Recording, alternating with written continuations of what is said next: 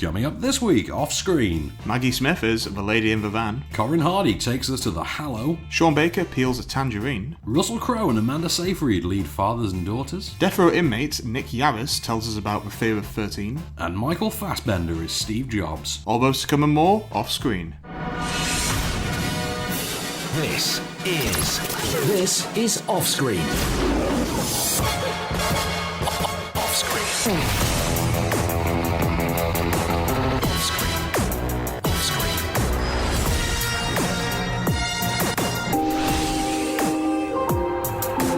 With the latest film news and reviews, this is OffScreen, the on-screen radio show. Welcome to Off-Screen, I'm Van Connor. My name is Kase Allen. So, where are we going to start this week then, Kase? We're going to start at the Hallow. Not the Hollow. Not the Hollow, the Hallow. I got it right, Corin, I got it right. You got it right. Okay, so this is the sort of feature debut, really, of Corin Hardy. As you say, he directed a few shorts. A few shorts I like, yeah. But this is the first big feature. It is. So this stars Joseph Mall and Serbian actress Bojana Novakovic. Got it. Getting better with that. As a young married couple who have... he is a sort of a botanist or a sort of tree surgeon of sorts. They've moved to a remote cottage with their young baby on the outskirts of a superstitiously guarded Irish forest, which the locals tell us, based on law, you're not meant to trespass into the forest, otherwise you will awaken the Hallow and it will come for you. And there's a bit of child that's gone missing in the village in years previous. It's been blamed on the Hallow, and everyone thinks it's some of them think it's mindless superstition. Some of them think no, you don't go in there. But wouldn't you know it, no sooner has Joseph Mall discovered a new form of parasitic fungus in the forest, bad things start to happen. Here's a clip. Have I ever shown you a cordyceps? Probably. It's the Trojan horse of parasitic fungi. Go see this. This little beauty. Its spores can penetrate the skull of an ant to control its mind. That's disgusting. It's amazing. It gets inside the nest, jumps its spores over the entire colony, creating thousands of little fungus-controlled automatons. Fine, Dr. Attenborough. Just don't go bringing any of those in here. So Joseph Moore, Bojana Novakovic there, explaining said fungus to us. And not enough funguses in films. Well, I think because Super Mario Brothers kind of ran the gambit on the fungus in cinema, if we're honest. Once you've heard Dennis Hopper sort of fawning over fungus... It killed Nintendo in films and funguses. It did. We only pay attention to Nintendo. We never think of the poor unfortunate fungus. So this is quite a contemporary tale with sort of classic Irish fairy tale aspects in there. It has that dark... initially, when it's leading into sort of the plot aspect of the Hallow itself, it feels like the kind of thing Del Toro would have thrown out once upon a time.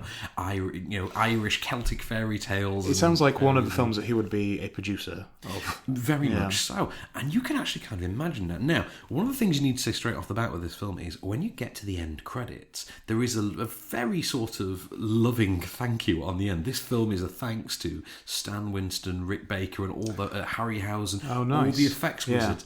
Now, the reason I point that out is because that is the defining triumph of the film. It's all animatronics. No way. So much in the way of animatronics and puppetry, and the creature design is interesting, and it owes a debt to something like The Descent. The creature design in The Descent. I quite enjoy The Descent. This is kind of like that, but they're puppets. Right. That. And there is that quality, isn't there? Puppets can be slightly more disturbing than... Again, that's quite a Del Toro-ism, I guess. Very much so. Very Del Toro-esque. Although he's gone more CG in recent years. Especially in Crimson Peak. Especially in Crimson Peak. I loved his ghost design with the bleeding smoke. Bleeding smoke. Love that fact. So, Joseph Moore, Bojana Novakovic, very, very good as the sort of married leads. You really do invest in them. They succeed in selling you on the reality of the situation, and the reality of it is the part that you have to get on board with, because it takes an angle very, very early on and it sticks with it, which is there is a science behind all this. And then, of course, as the film begins to unravel, Joseph Moore's character is forced to sort of question. There is a great moment in which he says, "Did you? What was it?" And she goes, "Yes, I saw it. Okay, we don't need to discuss it. I saw it. It's just real. Yeah. It's just real. Let's just accept it." And you go, "Okay, cool, fine." But I really like that they go into the angle of the fungus and they go into the virus and parasites and things like that. And it's a really clever way around it. Narratively, it's not going to set the world on fire. There's nothing in here that you haven't seen before. And it does go A to B to C. And you will predict it. I could put this... I could ask you to write this based on a few plot points and you'd come up with the exact screenplay. Yeah.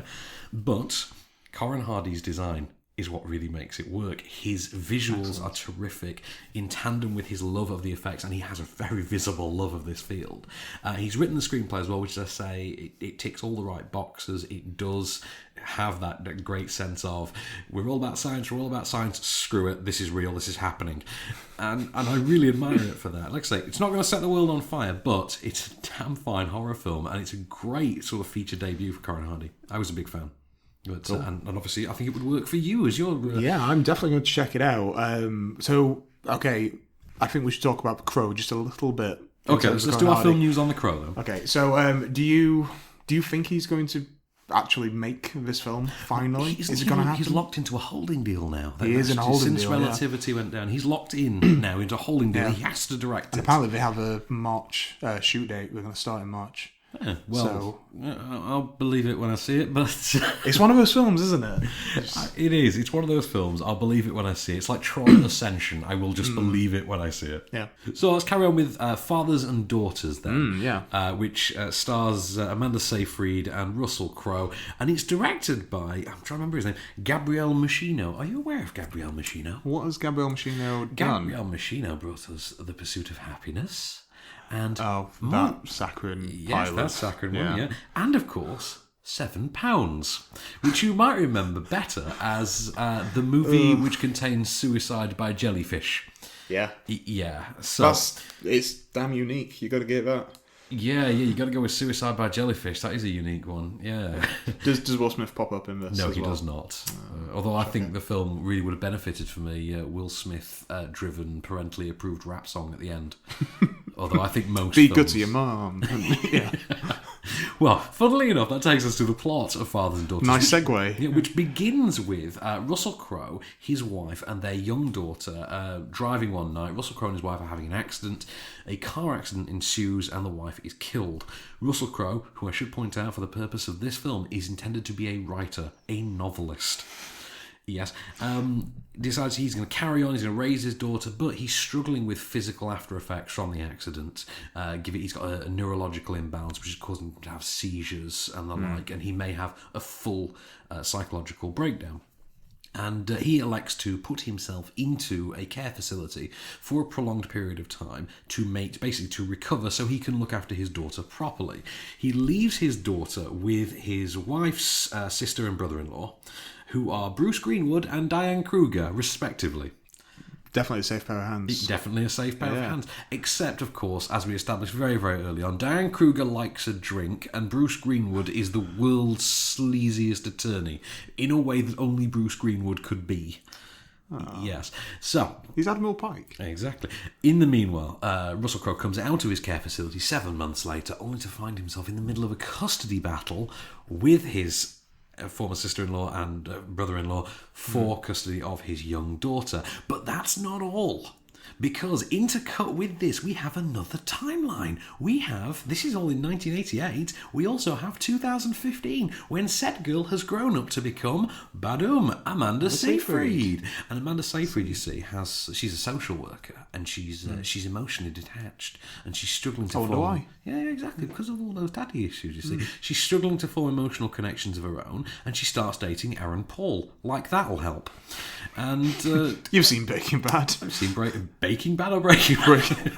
That's yeah. Either way, here's a clip. Those seizures are the sign of something serious. You need treatment. I can't do that. I have a daughter to raise. And that's exactly why you need to. You're gonna go and stay with Aunt Elizabeth and Uncle William. Back as soon as you can. I love you, Katie. Please drive. You're sick, Jake. Daddy? You spent a year in the hospital. Your last book tanked. We live in the United States of money. I'm doing the best I can. We'd like to adopt Katie. Katie is my daughter. So, like I say, once you've chosen to end a movie by suicide by jellyfish, your sensibilities are somewhat out of whack to begin with, and that's just about the only explanation I can find for anyone directing this piece of crap, and that's putting it politely. I'm going to quote the great Alan Frank, who I have his full blessing for this, to describe Fathers and Daughters as the sort of film that if you were shown it as an in-flight movie, you would go for a walk. And yeah, it has this turgid screenplay by a first-time writer, and boy does it show. Because I think this first-time writer... First and last. First and last, hopefully. Brad Desh, I think his name is. He seems to have based his repertoire entirely on Lifetime movies. I'd say it sounds like one of those films that play on Channel 5 at like 3:30 in the afternoon. Oh, yeah, totally. Yeah. So totally. Absolutely. But with Russell Crowe. With Russell Crowe. And Russell Crowe's doing this thing where he does a convincing seizure, and then he does some beautiful mind-style bouts of novel writing. Because, and Amanda Seyfried, he's pretty good, he's fine. He's also and Amanda Seyfried is fine as well. However, the film is not. The film is not fine. The film is not fine at all. Nothing about the film is fine. It is woefully... It's shot like a Lifetime movie. And it's that thing that Lifetime movies do, where whenever it gets really dramatic, it goes a bit shaky cam. Oh, you know that thing? Yeah. There's a moment in Chasing Amy, famously, in which Kevin Smith did it. And I know the bit. Yeah, you know the bit as well. And it's really manipulative and amateurish, and you just... Ugh. You know, it's got those moments in it. The dialogue is so bad. Russell Crowe at one point reading from his own novel is funny. That's the thing. The emotional beats of the story are laugh out loud funny. And I'm not saying that derogatorily. I mean actually laugh out loud. An audience. I sat there and watched this with an audience of critics who genuinely laughed out loud. And that's the kind of film it is. I love you more than anything in the world. yeah, okay, pal. And everyone's laughing. You know, it's so uninvolving. It's then got this really hilariously overblown melodramatic score. Of course it does. Of course. Hallow Buonvino, I think his name is. What has he scored before? I didn't even bother looking it up, to be honest. It's just so bad. Probably scored a Lifetime movie. Probably did. You kind of hope that Diane Krieger was given actual booze for her scenes, because I think she's earned it. And Bruce Greenwood is so better than this. Yeah. He is in a lot of crap. Yeah, a lot of crap. Lack of a better word. I mean, I think the worst... I think probably the best... He's a great actor. He just... The best thing I can say about this is that my mum would love it, but that's not really high praise. My mum eats up Nicholas Sparks adaptations like they're M&Ms. So we've got another one coming next year. We have, haven't we? The Choice, I believe. No, this is the least involving film from a director who brought you £7. So take from that what you will. Let's see. It isn't worth your ticket money at all. If it were a father, it would be the kind of father you never called. If it were a daughter, it would be a daughter you put up for adoption. And as a film, it's a film you shouldn't give the time of day to. End of. So, a bit of film news? I think we need it after that. We've earned it. I think we've earned one. Oh, Bong Joon-ho. Snowpiercer's... Oh, yes. Right. Okay, first of all, Snowpiercer is going to be a TV series. Yeah, which is great. I'm fine with that. I will take all the Snowpiercer in the world. Yeah. Happily do it. But have you heard about his monster movie? I have. How do you pronounce it? Is it Okja? I've been saying Okja. Okja. So this is going to be a monster movie. With Tilda Swinton. And Jake Gyllenhaal and Paul Dano. How awesome is this? This is going to be I love all three of those actors. I think this could be good. I think this could be... And it's from the director of Snowpiercer. And I don't think anyone could call Snowpiercer badly directed. Is it going to get a UK theatrical release, though? Well, if we're going with the Snowpiercer model, where it still hasn't... Just put it on Netflix. Let Netflix have the rights to it. It's on US Netflix. It is on US Netflix. So, because that was the only way I ever got to see it with the subtitles on. I watched it on US Netflix. Oh, did you love it? I did love it. I did love it as well. It's going to be film. It's probably going to be film of the year in whatever year it gets released. So every November I start looking. But alas, maybe next year will be the year. We never know. So should we cleanse our palate with the top 10 then, Kase? Oh, yes, please. Let's do it. Number 10. The Last Witch Hunter. Which I think if it's at number 10, I think we can safely say with some authority it's probably going to be gone next week. Yeah, we won't be seeing him for a while. Not until... Fast 8, I Fast think. 8 or Guardians. Or when does Triple X 3 come out?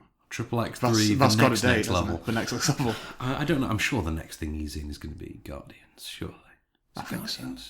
No, it's Fast 8. Fast 8 is the next thing he's in. Yeah, Fast Thing's the next thing. Oh. Fast Thing is the next 8. Fast 8 is the next thing.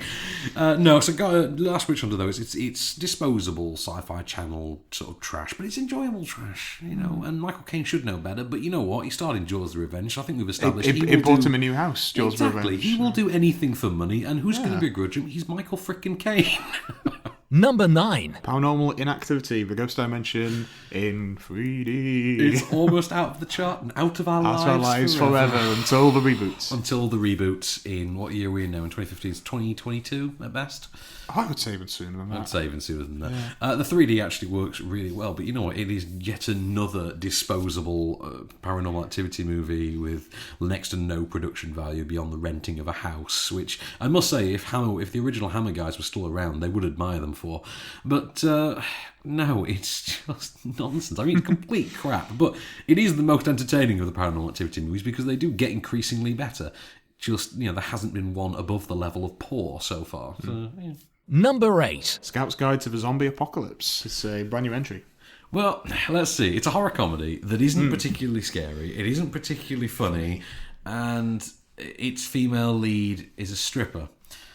And this is, I mean, it does what it says on the tin, to be fair. I'll give it that. It does what it says on the tin. It's got the most on-the-nose title, and I do appreciate that. Fair enough. Yeah. You know, and I think, to be honest, if you're going to drop money to see The Scout's Guide to the Zombie Apocalypse, rather than doing the smart thing, which is waiting about 25 minutes until it turns up on Netflix, then I think if you're the guy who will drop that money, you'll probably get what you've paid for.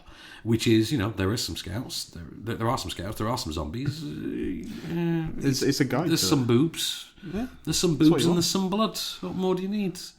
And yeah, I can't really sell it much better. I will tell you what you need. You need a copy of Cooties on DVD. Exactly. That's exactly what you need. You need Cooties on DVD, which is a much, much better experience. Number 7. Suffragette.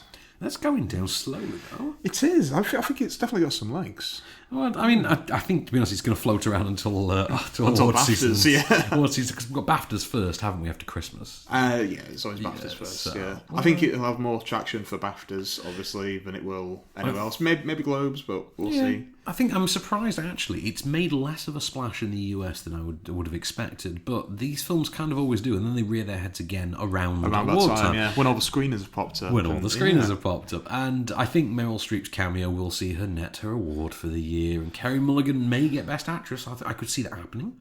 Maybe get a nom. Yeah, I don't think she'll win. I don't think she'll win, but I think she'll get a nomination for Best Actress. That's certainly possible. Maybe I think Meryl Streep for Best Supporting, even though what about Anne-Marie Duff? Is she in it enough to warrant that kind of traction? Because I think she's a great actress. Now, Anne-Marie Duff could very feasibly get Best Supporting Actress, but I do think she is terrific in it. But do you really think they would deny Meryl her annual? Oh, of course not. Her annual dress-up night.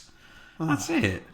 Do you think Meryl Streep just puts it in the calendar now as default? Like, I'm busy on that night, I have to go and get an Oscar. Well, she's got people to do that for her. Yeah, she does, yeah, we forget. So, but no, Suffragette, I did really like it, and I love the cinematography, and I love the style, I love the writing of it. And I like Brendan Gleeson in it quite a bit as well, who I don't think gets enough credit for the film. Number 6. He's still there, Mr. Mark Watney. Mr. Mark Watney's still there. Well, Sol 192. Wouldn't it be funny if he stuck around for 4 years? That'd be great. That would be the rub. That would be, wouldn't it? So The Martian, which... What is left to say about it? What's left to say? I mean, I will say this about The Martian. I keep just talking to people, just friends of mine, like daily life. I mean, you and I had the conversation this morning, Kase, in which people just like, The Martian was so good. It was so much fun. It was so enjoyable. And it is. It's so fun. It's so tense. It's so gripping. And it's likeable and charming. And you get Sean Bean saying, "You're a bloody coward." And I love that. That's my favourite bit of the whole film. I mean, if anything, it gives people from Yorkshire like the hope and aspiration they need to get a job at NASA, which is great. Exactly. That's what I need from a film. Oh, so cinematic universe time, because we've got to have a new cinematic universe every week now. Oh, of course. Yeah. So Call of Duty. That's our next one. Is that going to be a new shared cinematic universe? Our cinematic universe, yes. And which studio is bringing us this? Activision Blizzard are the studio. There is no studio. Really? Activision Blizzard are worth so much because of this video game franchise that they can genuinely fund their own movies and then just find a distributor after the fact. Crazy. Now, on one hand, that is kind of shocking. But on the other hand, that's actually brilliant because think about it. That means no studio interference whatsoever. The people who make the games will determine if the movie is good enough for them. Which you think actually That's that's kinda good. I see that. good. Because could you imagine if Sony weren't involved in the Resident Evil franchise, what those movies would be like? Great. So, I mean, Call of Duty, which is this... I actually tried to imagine Sony not being involved in a lot of films. They're due a win, a Sony. Yeah. But yes, a Call of Duty. We don't know which one we're going to get. Are we going to get the World War II chapters? Are we going to get Modern Warfare? Are we going to get the Black Ops series? Who knows? Because I think Black Ops 3 is currently out, isn't it? That's the big release. That's the big one at the minute. Yeah. But, okay, one more then. Judy Greer is going to be making her directorial debut. Yeah, I heard about this. A Happening of Monumental Proportions, it is entitled. And it will star our personal favourite, our shared favourite, Miss Alison Janney. Oh, CJ. CJ's going to be in there, but she's going to be starring alongside Common. I love Common. Common's great. I can't think of a way to jazz up the saying of Common. I love that the goalkeeper for the United States World Cup football team looked exactly like Common. So every single time I was watching one of their games, I was like, "Look, it's Common." I did not know that. Yeah. Well, there you go. I've learned something. So, shall we go with the lady in the van then? Yeah, Miss Maggie Smith. Dame Maggie Smith. So this is based on the play and the novel by Alan Bennett. The screenplay for the film is also written by Alan Bennett. Yeah, that's very interesting. And it stars Alex Jennings as Alan Bennett, and he does a brilliant Alan Bennett as well. So this is based on the story, the true story of a sort of unlikely tenant that Alan Bennett had for 15 years from the mid-70s to the late 80s. And she was Miss Mary Shepherd. She's played here by Maggie Smith. And basically, she was a homeless lady who lived in a van who needed she had no fixed abode. She had no fixed address. So he agreed to let her park the van on his driveway, in which she lived for a decade and a half. And over the years, of course, he became sort of an unlikely carer for her, a sort of begrudging friend, if you will. But she wasn't the easiest person in the world to get along with, as you'll hear in this clip. You're not St. John, are you? St. John who? St. John, the disciple whom Jesus loved. No, the name's Bennett. Oh, well, if you're not St. John, I need a push for the van. It's conked out. The battery, possibly. I put some water in. It hasn't done the trick. Well, was it distilled water? It was holy water, so it doesn't matter if it's distilled or not. Of course, the oil is another possibility. That's not holy too. Holy oil? Well, in a van, it would be far too expensive. Now, I want pushing round the corner. Now, that's the first meeting between the pair of them, and you can tell she's kind of a little bit manipulative. With I just need to go down the street. You go, push the van for me. Yeah. And, of course, being a good Samaritan, why wouldn't he? Yeah, he obliges. Exactly. So, Maggie Smith is sort of typically on fine form here. I mean, she's playing a curmudgeon. When does Maggie Smith not play a curmudgeon well? That's her bread and butter. It is. I'm pretty sure. The O2 bill's arrived. Get me a role as a curmudgeon. I'm pretty sure that's how it works now. I've got the damehood. Tell them I'll do it for 50 quid. Yeah. 50 quid in a sandwich. I'll be fine. As long as it covers the O2 bill for That's be quite a fancy sandwich from like Pret or somewhere. So you've got a great. Maggie Smith's actually played the role twice in the past as well. Oh, she really? did it for the radio, I believe, and on stage. And you can tell because she's so effortlessly comfortable in the role, and it is. This is quite an easy thing for her to play. It is. It's a perfect Maggie Smith role. Great casting. It's one of those things. If you ever asked, if an alien turned up on Earth and said, "Who's Maggie Smith?" and you had to show an alien Maggie Smith's work, you'd pretty much pick the first Exotic Marigold movie or this as kind of the perfect example of what Maggie Smith does. And then the alien would be like, "Oh yeah, the old lady from Harry Potter. It's Professor McGonagall." Professor McGonagall, yeah, because we have that on Neptune. Those movies are big, man. J.K. Rowling showed up and tried to flog us at books. Then said she'd do spin-offs. Yeah. And then you've got to say, Alex Jennings is a brilliant Alan Bennett performance. But what they've done quite cleverly is they've written in this mechanism whereby he has two distinct personalities, one of whom does the living and one of whom does the working, and they communicate. So we actually get to hear his thoughts via him talking to himself, literally in the same room. You've got a great supporting cast, which includes Jim Broadbent, Roger Allam. Oh, Roger Allen, Yeah, really? Roger Yes, Allen. you know Roger Allen. And I think James Corden's in it. I believe. very brief cameo, briefly. very brief. Well, cameo. he's got a full-time gig now, hasn't he? Oh, he has. He's got that talking gig. He does so well. Talking at. gig, yeah. So I say you've got great direction from Nicholas Heitner, I believe his name is. Who? What has he done? I didn't know actually. I've he's directed mostly, I think, plays and short films, but I think this is an early film work for him. But he's got quite a jaunty directorial style. He gets the sort of whimsy and fun of it all, and it is quintessentially British in terms of its humour and cynicism and likeability, and it's a very distinctly British film. It takes place on one street in Camden. Yeah. More British can you get? Really. You've got this really lively score by George Fenton, which sort of peppers it up along the way, and again, it all adds to the jauntiness of it. Is the best way I can describe it. It never outstays its welcome. It's quite sort of tidily packed into about 100 minutes, and it is very enjoyable. You will laugh. You won't necessarily shed a tear, but you will be moved by certain moments in it. And I say, go with it, and you will enjoy it. Is very much what I would say. With the latest film news and reviews, this is OffScreen. So we're back. What are we going to start with now, Mr. Allen? Let's start with a film shot on iPhones. It's called Tangerine. Well, that's funnily enough, because this is how this film is going to be remembered, I believe. Is it going to be that one that was made on an iPhone movie? And it says at the end of the that film... iMovie. That iMovie. It actually says at the end of the film, it's all shot on iPhone 5S and edited using, I believe. Although I forget what that credit is. It's not iMovie, I don't think. Or is it the iMovie app? Maybe. So Tangerine, which is opens with the Duplass Brothers label. Oh no, does it? It does, and that reaction is exactly what I had. Oh, here we go, mumblecore time. Well, no, because I love me some mumblecore, but I've just heard nothing but bad things about this film. And Really? I'm a big fan of J and Mark. I love me some mumblecore. Things. I've heard bad things about it. I'm surprised because I didn't particularly like it, but everyone couldn't wait to fawn all over themselves for it. This is directed by Sean S. Baker, and you would expect standard mumblecore, given the Duplass Brothers Association. You kind of expect that. That's fair enough, because that's what they're known for, really. But they do go off the reservation sometimes, the Duplass Brothers. This is one of those more experimental vehicles. Sean Baker's ably driven this kind of thing. This is the story of two transgender prostitutes, Alexandra and Cindy. Literally Sin D. D, the letter D. Cindy. Right. And I think her actual name is Cinderella. I think actually is her name.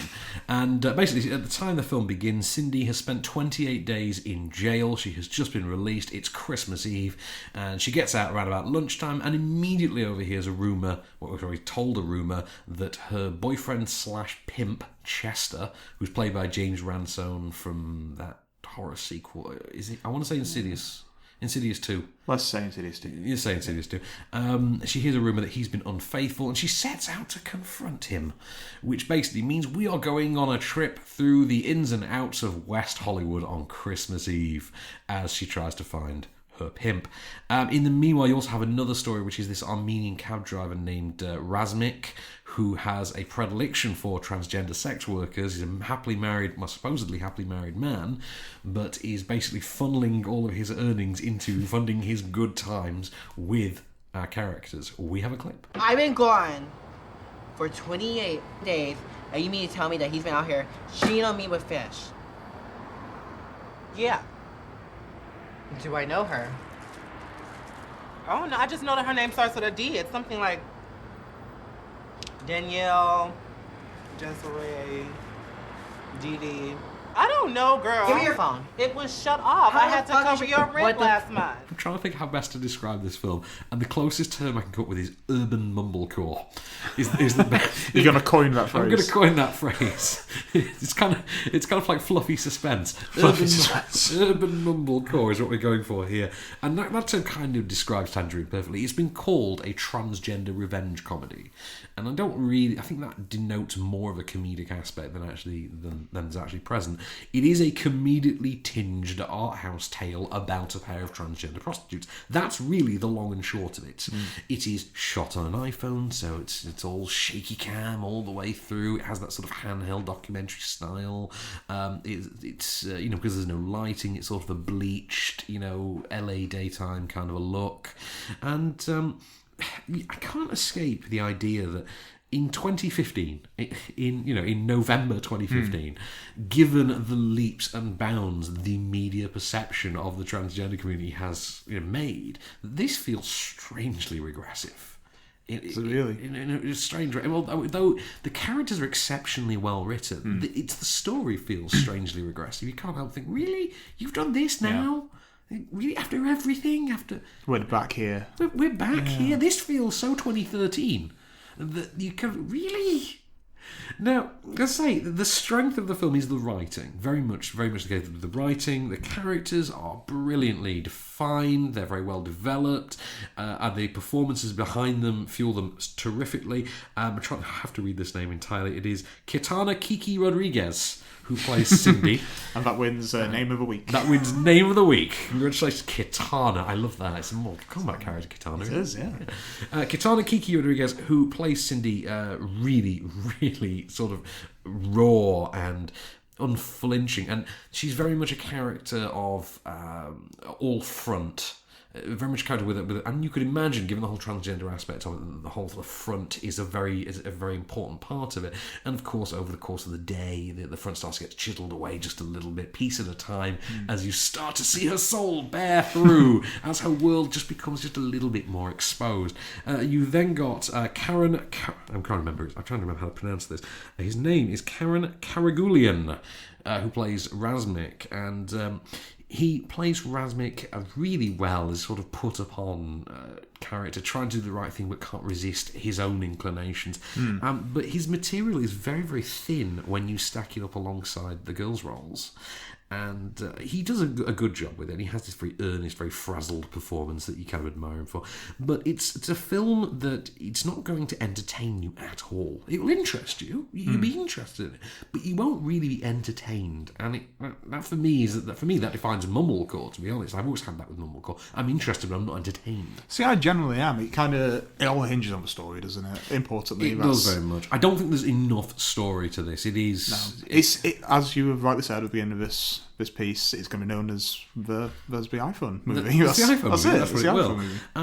As I say, it has no multiplex heft whatsoever.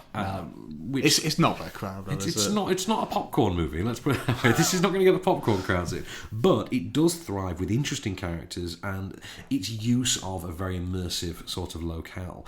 I can't quite escape the notion, however, that the kind of person for whom the sort of West Hollywood transgender prostitution community is a daily sort of locale. If this is the sort of world that you experience, then odds are this isn't the kind of film you're going to enjoy anyway. And vice versa. I'm kind of struggling to figure out who this is for in a way. But like I say, it does feel very much like a film from 2013 and not a film from 2015. So should we do some film news before we proceed then? Yeah, I think we should. We'll do some film news and finish the top 10, I think. So let's go with Disney for a change. And this one intrigued me. We're going to get the live action adaptations. They're all the rage at the moment. Really? I didn't know people were planning any. Apparently there are more. I mean, I'm waiting for the Aladdin one because I want to know who the hell's going to play the genie in that one. Well, that's the next bit of news. Yeah. But in fact, should we start with that? That's a good segue. Let's start with that one. Like we've planned it. We've planned it. So Robin Williams, it turns out, had a stipulation in his will to prevent Disney from using any of his unused recorded material for the genie for any further Aladdin sequels. And apparently this is something Disney were actually considering. Disney were considering doing another Aladdin sequel using his unutilised recordings. Because there were so many just on the cutting room floor that you could have done another fourth or fifth. Yeah, well, he did. You'd imagine. Yeah. Robin Williams would have improv. You just let him go for like a week. You would, wouldn't you? Stick Robin Williams in a recording booth and just see what happens. I imagine that was That was basically it when the animators had to work to that. Well, this is why we have so many weird pop culture references in Aladdin. Why is there a Jack Nicholson reference in Aladdin? Oh, I love that bit. But evidently Robin Williams did see this coming. He put a stipulation in there. There is a 25-year lock on any use of his material for any further movies. So good for him, interesting one. Yeah, but this also leads us to Disney's next upcoming live-action adaptation, Esmeralda, a female-led retelling of The Hunchback of Notre Dame. Interesting. Notre Dame.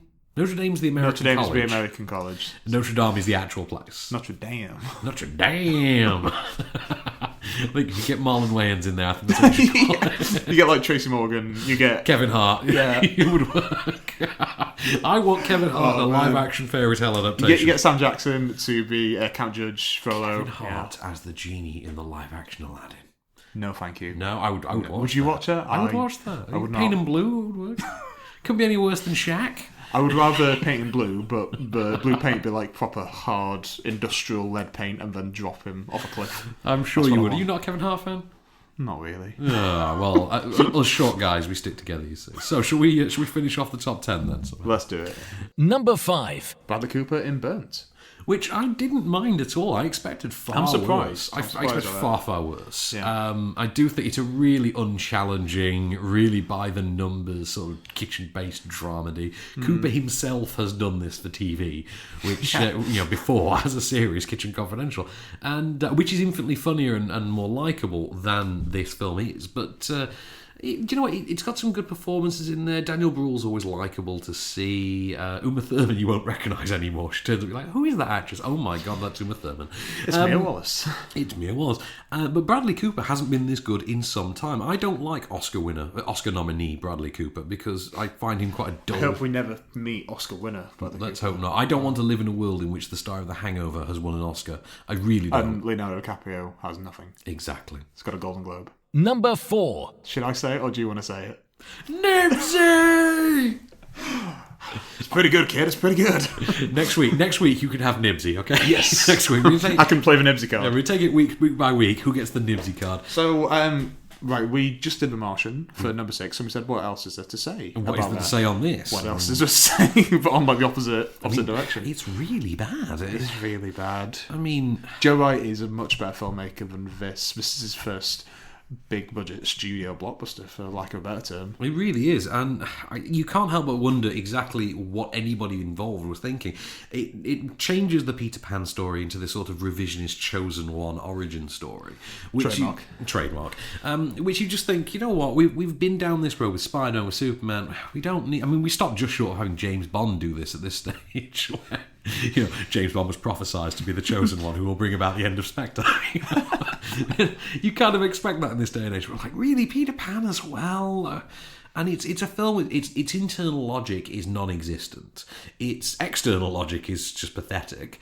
Its performances are all over the shop. Everybody's playing to a different film. Hugh Jackman is starring in a different film to Rooney Mara, who's clearly starring in a different film to Garrett Hedlund. And then you have Levi Miller, who does a good enough turn as Pan himself, but he's adrift amongst all these bafflingly mismatched performances. And then you've got Jason Fox's script, and I really hate saying his name out loud. Jason Fox's script, he does royally, which he royally names, he royally self-names, and there's nothing more really. There's nothing positive you can say about them. The first 15 minutes, perhaps, are enjoyable. The sailing of the ship through the skies of London. That's good. But you can't help but think that the entire film has been crafted around this set piece, if you will. It's the... You can put it in the trailer. It is. It's the John Peters school of filmmaking. I need a giant spider in the third act. Yeah. That's exactly how this seems to have been created. And no, not good enough. Nil poir, nothing.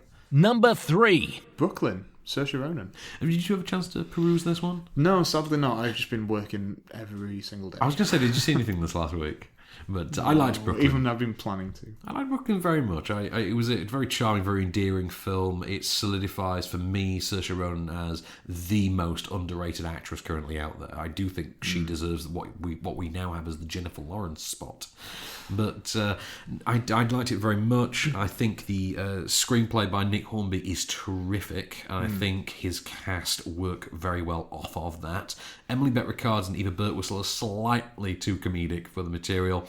But that aside, very solid, very rousing, character-driven romantic drama. Number 2. And I've still not seen it. I think I'm just going to wait for Which one? Netflix to get it. Hotel Transylvania 2. No, really? I know. Every single Sunday we go to the cinema and just get distracted by something else. But yeah, I've heard fantastic things about it. I liked it very much. I think it's about as good as the first one was. And the first one is a movie that I enjoyed when I watched it, but I never really gave much thought to after the fact. You saw it and that was it. You saw it, you enjoyed it, that was it. A good time was had by all. Went home and had Pop-Tarts. That's kind of it. Went home and had a Pop-Tart. Have a Coke and a smile. And then Hotel Transylvania 2 comes out, and you go, you see it, you enjoy it. A good time is had by all. You go home, have a Coke and a smile, and eat some Pop-Tarts. And that's it. And then we'll have Hotel Transylvania 3 in a few years, and we'll do the same thing all over again. But it is it's likeable and fun and charming in that way that the first one was. It's nothing more, nothing less. It is sort of quintessential, let's sort of poke fun at the Dracula myth, but we'll do it in a kid-friendly way. And let's poke fun at Frankenstein, we'll do that in a kid-friendly way. And the emphasis is on kid-friendly. And it is a sort of meet the parents, meet the Fockers style inversion of the formula. Yeah. But, you kind of expect that from an animated sequel. In the same way that, Shrek went to A, and then in the next movie, Shrek will, go from A to B. Yeah. It is exactly that. And you get what you get from it, what you put in. If what you're putting into it is, I'm just going to sit and, enjoy this the same way I enjoyed the first one, then congratulations, you will have the same experience. If you weren't won over by the first one, though, this ain't going to do the job this time around. Number 1. Spectre. Spectre. Which I do think is really awkward at times in terms of it wants to be gritty and real, it wants to be a Roger Moore film, and it wants to have this almost Timothy Dalton-like performance at the centre as well. Yeah. And these elements don't go together. Sometimes it's bloated, sometimes it's incredibly rushed. I don't know how we manage it. It's almost a bit, commendable. For me, whenever anyone asks me about it, the thing I always come back to is I think the ultimate development of the B plot, which is Andrew Scott's storyline effectively, is cowardly and lacks any of the sharpness or bravery of what made Skyfall, which was the real world bureaucracy. That's what made that aspect of Skyfall for me. And they have the chance to do something similar but darker, in Spectre, and they take the coward's way out and without going. But I don't think that's anything against Andrew Scott as an actor. I think he works with that. Scott's fine. He does the best he can with that material. I think. But I think the material is the problem, and it's also a banefully wasteful film. I mean, it's the first Bond film that's cost over 200 million, isn't it? Yeah. And when you see the film, way over that. Oh yeah, well, when you see the film though, you can see where they've spent this 200 million. But you sit and think, why have you done it though? The opening sequence in Mexico has what looks like 20,000 extras in a square, and you can't help but look at it and think, why have you gotten 20,000 extras when 500 will do? And that's pretty much a recurring thing in Spectre. You keep thinking, why have you used 3 shots? For what is... You just need that one shot. Why have we got 3 shots of Bond's car pulling into a car park? And that literally happens at one stage. We've got 3 shots of Bond's car going... Because we want to see as much as the DB10 as possible. That's why. We do, admittedly. But why? And this is the problem. The film is so overblown, so overcooked, so overrated. And you just think... No, because what made Skyfall was it was a stripped down, it was lean, wasn't it? Yeah, lean, that's the term. All right, it borrowed a certain section from The Dark Knight, but aside from that... And from Home Alone. And from Home Alone, yeah. But it was a lean, stripped down, functional film, and that's why Skyfall was as good as it was. Spectre is the complete opposite direction. This is very much having your cake, eating it, and then chucking up on the audience to boot. And... No, I mean, and this is before you get to that really weird, supposedly Lovecraftian yet strangely hentai opening sequence. Oh yeah, complete with nauseating theme song. Although I never thought I would say this, but is it growing on you? It's not growing on me, but I do think that the visuals work with that song. I kind of enjoyed the song more with those visuals. I'll give you that. Yes, the visuals do work with that song. But it's still pretty turgid. Woefully out of place. It's not Live and Let Die. It ain't Live and Let Die. This ain't even Moonraker. So should we do another bit of film news before we proceed? Yes, let's do it. So, have you heard about the Gamergate movie? We're going to have a Gamergate movie coming. Yeah, ScarJo. ScarJo is circling it. Have you heard who's making it? I haven't, actually. It's going to be produced by Amy Pascal, former head of Sony. Is she still allowed to produce films? She's still allowed to. Not only is she still allowed to make films, she's booked up for about the next 4 years. That's crazy. She set up her own label called Pascal Pictures when she left Sony. And has she got an email account? Is she allowed to use email anymore? You would imagine she only communicates through WhatsApp at this stage. Through smoke signals. Pigeons. No one can hack a pigeon. Fine. No one can hack a pigeon. That's done. But yes, so Zoe Quinn's book about the scandal the rights have been purchased by Pascal Pictures, who are going to be producing into a feature-length film with apparently Scarlett Johansson interested. So we'll see what happens with that one. Meanwhile, James Foley, who's the director of 50 Shades Darker, which is the upcoming second instalment of 50 Shades of Grey or trilogy, well, it's been revealed that he will in fact be shooting both sequels back to back, which might be for the best because I think that bubble's kind of burst now, and it's a case of let's just get them done. Get them out of the contract. Let's get them done before anyone forgets what 50 Shades of Grey is, because what was it, 2011, 50 Shades of Grey? When it was popular? That. I know the books are years older. I don't really follow it. No. I just let it pass over me and watch better films. I tried reading it and then just gave up. I call it Dan Brown syndrome. I just gave up because I was like, this is awfully written. I will not read it to the end. I will wait until Ron Howard makes it into a lackluster film. Yes, and I would love to see Ron Howard's 50 Shades of Grey. I'd love to see that. I would really love to see get Chris Hemsworth in it. No, don't, because in my house that would go down really, really well. Yeah. Time for the biggie then, Kase. You've been waiting a month for this. Oh, so long.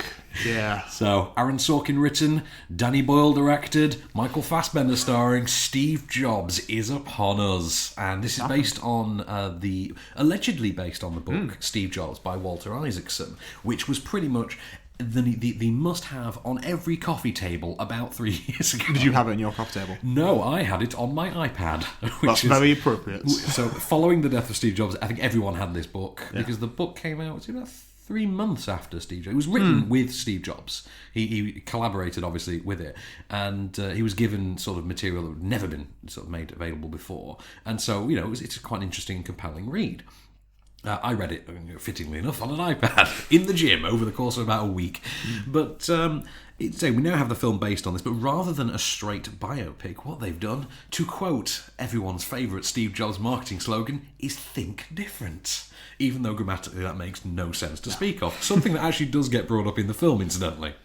So what we have instead is Aaron Sorkin's screenplay, which takes its 3 acts and sets them each before a different Apple keynote. The first one is the unveiling of the Macintosh in 1984. The second is the unveiling of the next computer in 1988, I believe. Yeah, I think so. 1988. And the next is the unveiling of the iMac is that 98 or 99? I can never remember. 98, I think. But his return to Apple either way. Fassbender plays Jobs, and before each act, as he puts it himself, it's like everyone goes to a bar, gets drunk, and then vents their feelings at me 5 minutes before I go on stage. And that is literally what happens. Here's a clip. We got 45 seconds. I want to use it to ask you a question. Why do people who were adopted feel like they were rejected instead of selected? I don't feel rejected. You're sure? Very sure. Because it's not like the baby is born and the parents look and say, nah, we're not interested in this one. On the other hand, someone did choose you. It's having no control. You find out you were out of the loop when the most crucial events in your life were set in motion. As long as you have control. I don't understand people who give it up. So, Kase, you want to take a minute and hit this one? I loved this film. As did I. I really did. So, I mean, I am a little bit biased because I'm a huge fan of Aaron Sorkin. Well, who isn't, though? I mean, Aaron Sorkin's a terrific writer. I think it was only Studio 60, but I haven't watched. You haven't watched? Not fully, anyway. I love Studio 60. Big fan of Matthew Perry and Bradley Whitfield. And it's only 1 season, so I should really just do it. Exactly. And it's basically 2 storylines. Yeah. But when it was announced, obviously it was going to be a different studio. Mm-hmm. It was going to be with Sony. It was going to be with David Fincher. David Fincher was circling Christian Bale and Leo as well. I was all on board for that. I was as well. And that's the film I really want. And I think we would have wound up with an absolutely outstanding film from that. What we have is a great film. What we could have had was an outstanding film. I do think we could have had better than we got. Okay. But I think we got pretty damn good.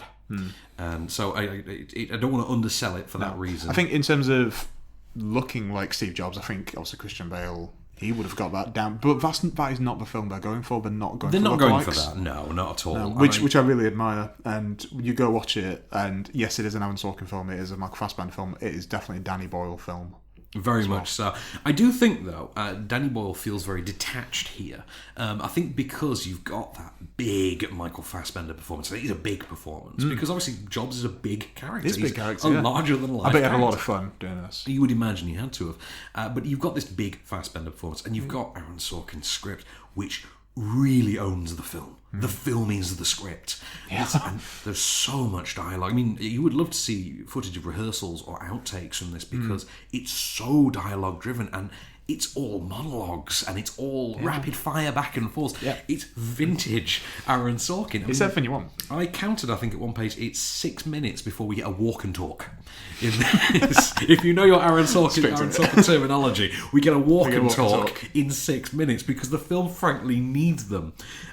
You've got, I say, Danny Boyle feels detached, I think, because of the weight of the Aaron Sorkin script and that big Michael Fassbender performance. So Danny Boyle seems to have taken a little bit of a step back. It's not quite as in your face. You still see some of his trademarks. You see those kind of like classic Danny Boyle camera angles, and I think he's more. He takes more of a sort of cue from, funnily enough, Apple themselves in terms of how they visually market things.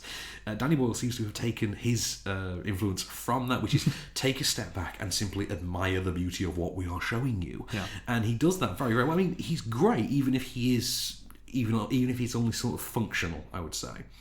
But his functional is better than a lot of other directors', full modes. You've then got a really interesting score as well. Daniel Pemberton's given this great score in which he seems to have calibrated his score specifically to the mindset of the Steve Jobs character. So when he's stressed, the score is stressed.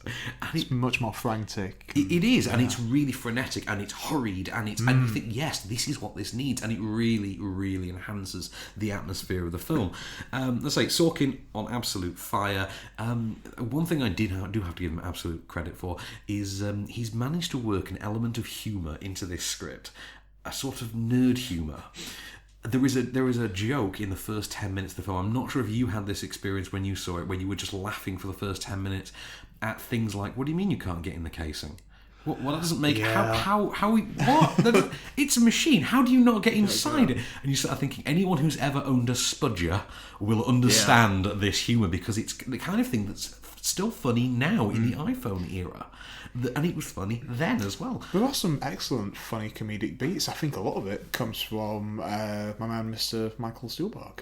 Oh, that's another thing as well. He's great. Michael Stuhlbarg he's clearly on a real ascent now, and look at his performance in this. It's about time. And he's very chameleonic as well. You don't know it's the same guy. Yeah, he's very much the fifth lead in this film. Very much so. But we should talk about Kate Winslet as well, who I think... And Seth Rogen, of course. And Seth Rogen. And Jeff Daniels. Seth Rogen has less of a role than you would expect, given the character he's playing, but he does sell the relationship very convincingly. And I think that's what it needs. But doesn't. There's two very kind of key exchanges between the two characters. One where it's kind of like middle and it seems like it's bubbling, and then one where it just goes. Yes. It's like a volcano, and I love that scene. When that relationship finally erupts, you're like, yes, get it out your system, come guys. On, come Woz. on. Yeah, go for blood. Go on, Woz, hit him. You want to go, come on, Woz, man up, just hit him. The Woz, what a great nickname that is. I know. Hey, do you know what? He's still an entertaining personality today. I saw him on. It was on Fallon or something like that. Was he? Yeah, it was great. I love it. Every time a new Apple product gets launched, I search the internet for Steve Wozniak's thoughts. I love it. Yeah. His thoughts on Siri to me were hilarious, which was why have they made this? Which I don't understand why they've made it. It makes no sense. Anyway, so putting aside my own Apple nerdness, the film is terrific. Its beauty lies in the elegance with which it's been crafted, and there's something of a fitting, something fitting about how elegantly the film has been crafted, given it's about the creator of Apple. You think, well, if you're going to make a film about the man who basically pioneered technological elegance, then yes, your film should be this elegant, and that's brilliant. That's a wonderful aspect to it. It's irresistibly engaging. It is insatiably engrossing. It's a film that would work as well as a stage play as it does as a film. Yet, which is another Sorkinism. Sorkinism. And yet, Boyle's sort of functional way of filming it is such that you think, actually, yeah, but I kind of prefer the movie idea to doing this as a stage play. There's certain liberties taken with the story if you know the legend of Steve Jobs, which incidentally is something the film is very, very specific about handling. The film doesn't want us to regard Steve Jobs as a legend. It wants us to, consider him as a man. He is just a human being, and the film is very specific about that. You are watching the story of Steve Jobs the man. Steve Jobs the legend is who he is when he's off screen. That's when he gets on the stage. That's when you see behind the stage. He is you see his character. He is just the man. And hence all the references to, okay, you have to tell us how you created the Earth and things like that. And I like that about it. There are liberties with the story. You never met John Scully after the boardroom, but and he meets him twice in the film afterwards. Yeah, it is. But you see, think, okay, I can go with that because what you've done is crafted a compelling narrative out of it, and you've given it some emotional payoff, and that works. And you it's the kind of scene that you know for a fact Steve Jobs would have wished he'd had in reality. You would have wished he had those moments. And the film plays them very, very well. It is a genuine triumph for Aaron Sorkin. If ever a film will successfully sell Aaron Sorkin as the screenwriter to go to, I think this is it. So some more film news then to take us to the bridge. Let's see what we got. Oh, Johnny Depp. We got to talk about Johnny Depp. Yeah, he is voicing a character, isn't he? He is voicing a character. And who is this particular character? Johnny Depp, of course, will be voicing Sherlock Gnomes in the sequel to Romeo and Juliet. How are they going to blend Sherlock Holmes and Shakespeare? Have you not heard the plot synopsis? I have not. No. Right, Romeo and Juliet are in London. Just as a series of gnome disappearances begins to take place, and they turn to Sherlock Gnomes to solve the case. Go for it, I say. It's bonkers, or why not? It did pretty well, I remember, that first film. It did. I've never actually seen it, although I know Elton John is still producing the sequel as well. I was working at the cinema when it was released, and I just remember getting a bunch of Elton John songs stuck in my head for 3 months. You mean you don't normally have Elton John songs stuck in your head? I have Rocketman. Occasionally. Rocketman's classic, though. So, Annie Hall. Woody Allen's Annie Hall has been voted by the Writers Guild of America to be the funniest screenplay ever written. Which, for me, just says that there is an entire room full of judges who've never, ever seen Hot Tub Time Machine. Which, and if they'd seen Hot Tub Time Machine 2, I would be shocked. Yeah. I would probably have it... I wouldn't have it anywhere near my top 10. I'd probably have it in my top 20. It's an iconic comedy, but sure, it is something iconic. Like The Odd Couple. I'd put Airplane. Airplane, yeah, something like Airplane. Yeah. I would make a case for The Naked Gun. I'm just saying, I would make a case for the first Naked Gun. That, for me... Put that in the 10, I would say. Let's think. I don't know. There's... You've got to think about lines that you can recite back, and there's only, 1 or 2 from Annie Hall, but I could just think, and then I think of Airplane. Can I be a Philistine and say Wayne's World? You could say Wayne's World. Because that is one That's got iconic lines. Surely that's one of the most quoted films ever, isn't it? Yeah. We're not worthy. We're not worthy. It is such a quoted film. But I say this, I watched Brian May on an episode of Loose Women the other day, which he talked... I know. And he talked about Wayne's World, which I thought was... That is the strangest segue you'll ever hear on this show. Yeah, it is. I watched Loose Women, or that I watched Brian May on Loose Women. Both. I was looking. The fact that Loose Women is even on the show. My mother-in-law's just had surgery. I was looking after her at the time. It all makes sense. Right. So one final piece then. Brian De Palma has signed on to helm an interesting action thriller. It's called Lights Out, and it's going to be co-produced by the Chinese, an outlet called Hoyce Pictures, and it's going to be about a blind Chinese girl who stumbles upon an assassination program, a secret assassination program, and has to become a hero to expose the truth and save the day. Of course she does. Apparently they're looking for an A-list Chinese female star to play the lead. So get the broad from X-Men. The broad from X-Men. What's the name? Fan Bing Bing? Fan Bing Bing, and then there's Bing Bing Lee, isn't there as well? Bing Bing Lee, yeah. There's Bing Bing Lee and Fan Bing Bing. Yeah. I think Fan Bing Bing it needs more to her name. I think because at least Bing Bing Lee has the Resident Evil franchise. Oh, that's true. Yeah. So Fan Bing Bing isn't. I don't think going to be back in X-Men anytime soon. So she'll be back in Apocalypse. No. So final review of the week then. Shall we look at the Fear of 13? Yeah, let's do it. Right, this is a really interesting one. This opens with a title card which says, Death Row inmate Nick Yaris one day decided to phone the judges overseeing his various cases and asked them to terminate all of his appeals with immediate effect, and then demanded his immediate right to be executed. He was then interviewed, and this is his story, and that all facts as he has given them have now been independently verified for us as an audience, so that we can be assured that what we are being told is the truth. What we are then given is, I think it's about 96 minutes of literally Nick Yaris on camera. Just Nick Yaris, just him in a room on camera, and a couple of sort of segue shots, mood-setting shots, interior of a jail and things like that. It looked like they've got the Ken Burns effect on a photo kind of a thing. So, the story is what led Nick Yaris to be incarcerated, how his life was on the inside, his attempts to overturn his conviction, and, well, the aftermath, really. Here's a clip. I've been an escaped prisoner for 25 days. I was on the binge. And the next thing I know, there's a cop right there. And then you heard pop. I've been arrested enough to know this one's bad. I was thrown into this world. No sunlight. And it's deadly silent. So this is, regardless of anything else, this is a very fascinating and very compelling story. Now, I say regardless of anything else, what it does have is the one ace up the sleeve of any documentary maker ever, which is the subject of this film, Nick Yaris, might be the greatest orator you have ever encountered.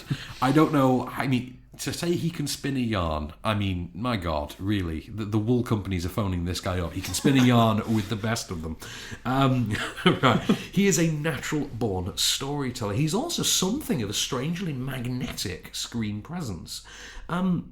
His telling of the story is very insightful, very detailed. His way of describing things, although it can feel a little bit rehearsed at times, which is understandable given that this man has spent so long inside. You'd imagine he's rehearsed the story 1,000 times in his head, and that kind of shows because his level of off-the-cuff detail is very specific. Yeah, very detailed. Very detailed, to the extent that you're thinking no one has ever You've been writing this. You've been writing this down, with a biro on a toilet roll. Yeah. to reference V for Vendetta there. Was it pencil on a toilet roll? Pencil. So this is by David Sington. I'm not familiar with the rest of his documentary work, but what he's done here is he's set the stage brilliantly. He has allowed Nick Yaris's own verbal story to drive the film, and he has merely supplanted visuals. He's merely just added the visuals, and what he's done is he's added some really effective imagery to it. There's one piece of imagery to this which gets its own payoff towards the end of the film. It gets an iconic, full-on arc of sorts towards the end of the film.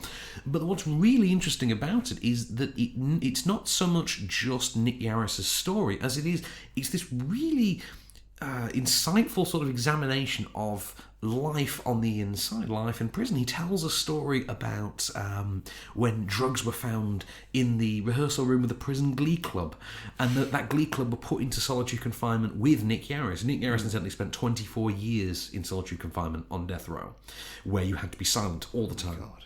Maybe that's why his storytelling is so good. Something to keep you sane. That's how, yeah. And he tells this beautiful story about two men who were lovers in the glee club, and they found out they were going to be split up. They were going to be sent to different prisons, and how they sort of sang their goodbye. It's a really moving moment, and the film is full of these just great sort of moments which you don't get to see. You get some imagery, but they're not of the story. They are really, really well done. As I say, Sington seems to understand that Yaris's rehearsalism might be a bit of an issue, and hence the visual style. It removes that sort of the problem you might have with the rehearsed aspect of it. But like I say, that's understandable under the circumstances. It doesn't waste a single moment, though, because you say it's about 96 minutes, I think, thereabouts. It doesn't waste a moment of its runtime. Its story, you would think that surely there isn't that much to it, but once it gets into the internal sides of, for instance, his appeals, which that's a whole horror story in and of itself. I mean, this guy should have a genuine top-shelf drama produced about him, because it's a very, very interesting story. Once it gets into that, you think, wow, this is a water cooler documentary. This is the kind of thing that for many years, I think for a good few years, we're going to have Monday morning round the water cooler. Hey, I saw this great documentary on BBC 4 last night. And I think it is. It deserves its place as one of those. I think definitely. He's probably the most profound documentary subject this year, I would say. Really? I would say definitely above Malala. Above Malala. Well, that's the thing, because with Malala there is so much. There are problems with Malala. In terms of her own film, there are problems. Those problems are not present in The Fear of 13, a title which, by the way, refers to he would rehearse words. That's how he would pass the time. He would just look up words. And one of them is the word for tripodixia or something, whatever the fear of the number 13 is. Okay. And that's he can pronounce it perfectly. Yeah, he can pronounce it perfectly. I obviously cannot. So, I'd say Yaris himself is engaging, he's enthralling, and he's charming. But he's as much as he is all those things, that's how dangerous we're told he was. But you make your mind up on that front for yourself when you see the film, and I cannot recommend highly enough that you do actually see the film. But put it this way, it's between that and Steve Jobs for me for Film of the Week. Okay, I think Steve Jobs. I'm going to give it to Steve Jobs. I'm going to give it to Steve Jobs. Well, lack of options. Exactly, yeah, by default. But if it was up against other films, I would give it to Steve Jobs anyway. Well, speaking of up against other films, everything's up against one film next week. Everything's up against Hunger Games Mockingjay Part 2. I thought you were going to shock me with something else, man. Well, we also have the documentary Steve McQueen, The Man and Le Man, next week. That one could be interesting. We have Gaspar Noé's Love 3D. Which, we could see what comes of this one. Kate Winslet's back in The Dressmaker. Michael Ealy is the perfect guy, apparently. And Mr. Calzaghe, which I confess I know nothing about. Just about Joe Calzaghe, I guess. I would imagine so. So, this has been a Candystore production for OnScreen. I've been Van Connor. My name is still Kase Allen. And we'll be back next week. Just show me the way to get out of here, and I'll be on my way. You've been listening to OffScreen. For more news and reviews, visit onscreenfilm.com.